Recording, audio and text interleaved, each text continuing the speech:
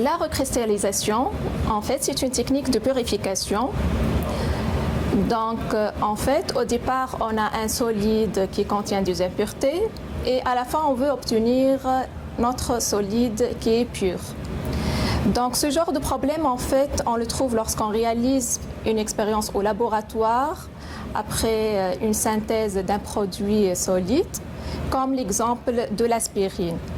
Donc, notre objectif dans cette vidéo, on va purifier le produit aspirine là où il y en a des impuretés que sont les traces de l'acide salicylique.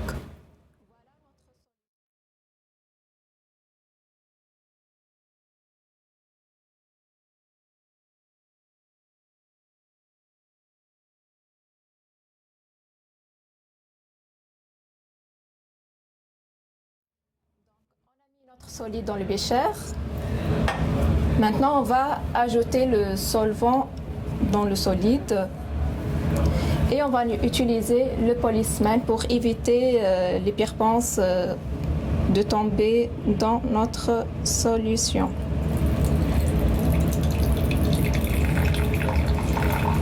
Donc, on essaie de dissoudre tout notre solide, notre échantillon dans le solvant, en brassant le solvant et même en chauffant. Et voilà maintenant notre solide, il est pratiquement soluble, l'échantillon, totalement soluble.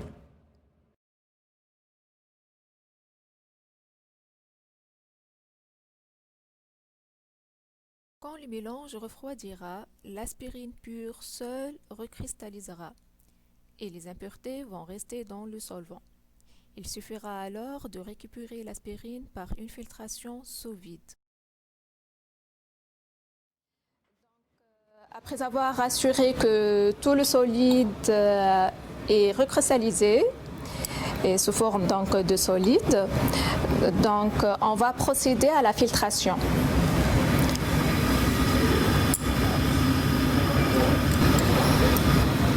Donc maintenant, on va prendre notre solide dans le verre de montre et on va le laisser sécher à l'étuve. Donc voilà, on va mettre notre échantillon dans l'étuve pour laisser sécher pendant quelques minutes.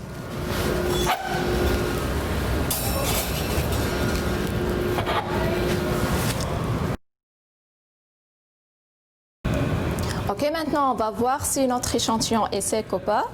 On va vérifier.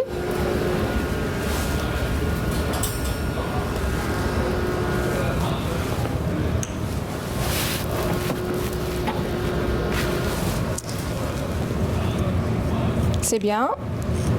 L'échantillon est bien sec.